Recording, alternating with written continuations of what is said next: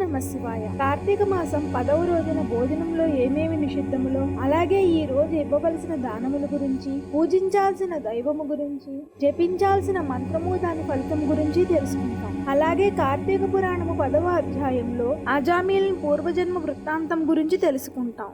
నిర్మలమైన మనసుతో శ్రీహరిని ధ్యానించుట, దాన ధర్మములు, శ్రీహరి కథలను ఆలకించుట, కార్తీక మాస స్నాన ప్రభావము, వీటి వలన ఎటువంటి వారికైనా మోక్షం పొందగలరని ఈ 10వ రోజు పురాణంలో మనకు తెలుస్తుంది. కార్తీక పురాణమును పఠనం చేయలేని వారు ఈ పురాణమును వినును అదే ఫలితం కలుగును. ఈ వ్రతము చేయుటకు అవకాశం లేని వారు వ్రతము చేసిన వారిని చూచి వారికి నమస్కరించినచో వారికి కూడా తత్సమాన ఫలము దక్కును. ఈ కార్తీక పురాణమును వినినను చదివినను అందరికీ పూర్వజన్మయందు ప్రస్తుత జన్మయందు చేసిన పాపములు పోయి మోక్షమును పొందుతారు. కార్తీక పురాణము 10వ రోజు అధ్యాయం పూర్తిగా వినదలిస్తే ఛానల్ నేమ్ కింద పూర్తి వీడియో చేసి ట్యాగ్ చేసి లింక్ ఇచ్చాను, ఒక్కసారి చెక్ చేసుకోగలరు. ఓం నమ శివాయ.